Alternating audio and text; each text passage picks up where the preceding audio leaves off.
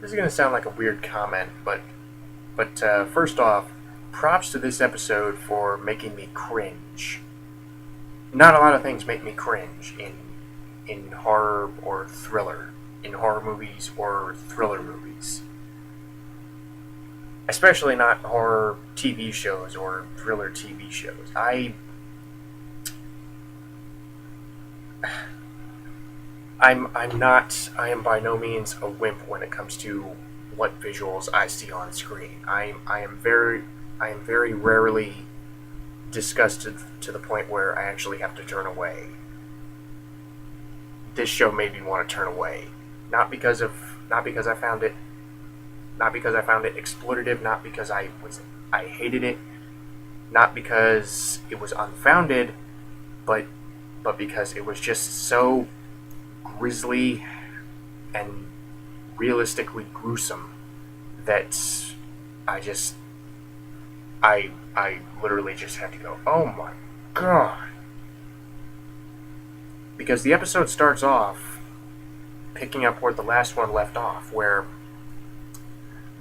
you see this serial killer's makeshift color palette that he constructed out of human corpses, and and the final piece of his color palette, it turns out, did not die from the initial drug injection. I believe they said it was heroin, but I could be getting that detail wrong. I don't know. But he did not die, so he escapes. But the thing is, not only is he attached to this, not only is he chemically attached to these other corpses, but he has also been sewn to them. So basically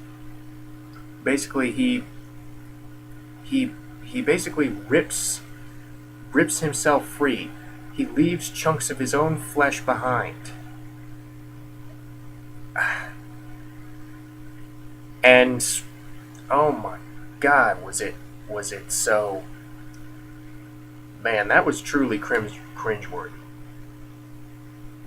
And it actually made it more tragic given what eventually happens to him.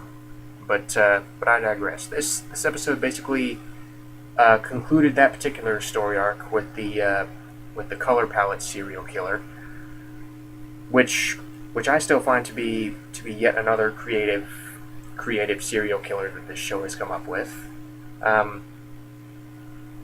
because the motivations and the methods for the serial killers that this show portrays, in a demented kind of way, makes sense.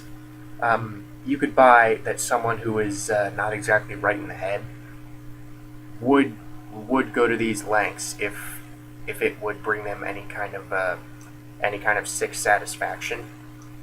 So yeah, it's over the top, but I was not calling this show out on being completely cartoonish. And part of that does have to do with the gritty, dark atmosphere and the execution of these murders using the very creepy visuals that this show consistently excels in. But aside from that, this episode also focused on Will Graham kind of doubting. He at the beginning, basically the first time we see him, he's kind of starting to doubt his resolve. He's doubting whether or not Hannibal Lecter did it. He's doubting whether or not he did it. He cannot,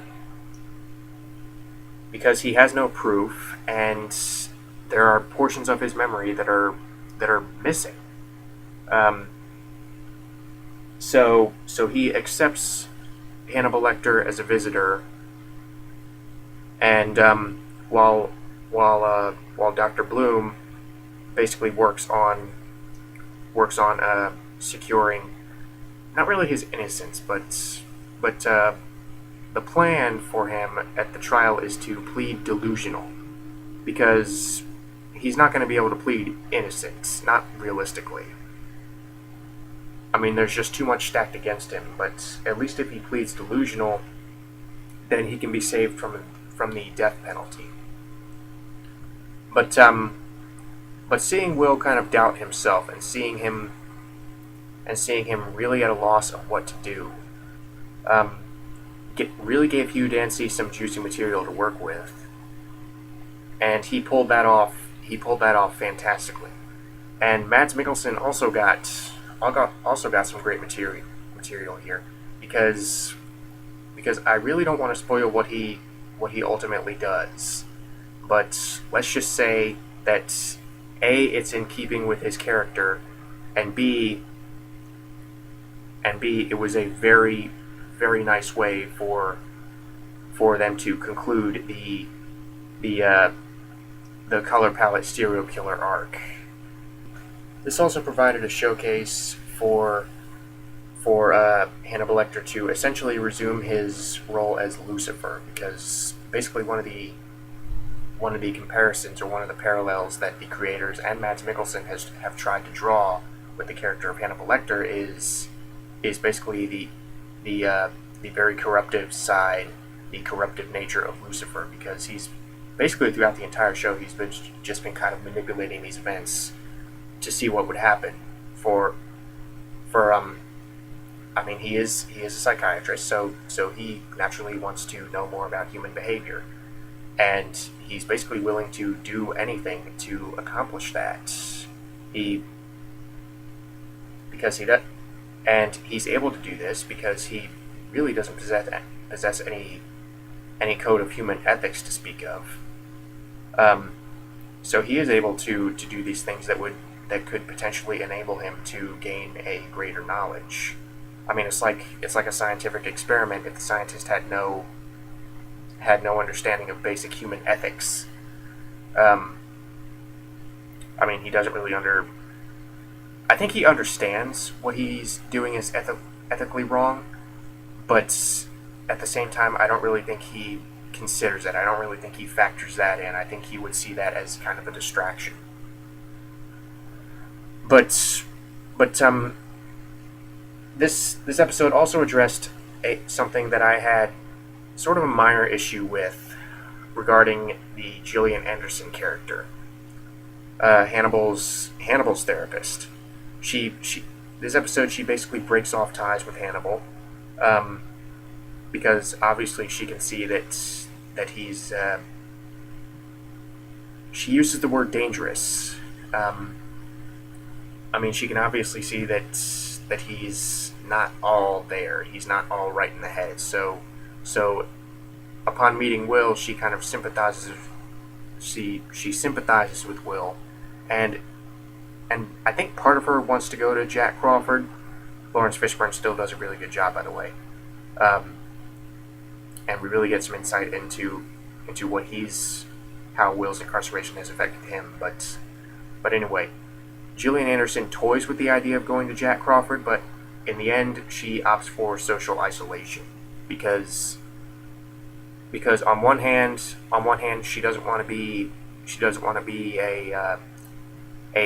a participant in Hannibal's lies anymore. But at the same time, I really think she does feel some sort of obligatory gratitude towards him for doing something. I can only assume that he saved her life at one point, but again, the show has never really made that clear up to this point. So again, it will be very interesting to see if they shed any further light on that subject, or if they keep it as just oh, this is implied. But overall, this was a very good episode. And whereas the previous episode was mainly set up and mainly basically recapping and reintroducing these characters, this one has really started to gain traction. It's kind of like season 2 of Vikings, but with Hannibal, it seems like things are really changing. These changes, we see how these changes affect the characters, and they do affect the characters in a very meaningful way. I don't really see how they could easily revert things back to the status quo. And if they do, it's going to take some either very intelligent writing or some very boneheaded writing. But I'm very interested to see where it goes.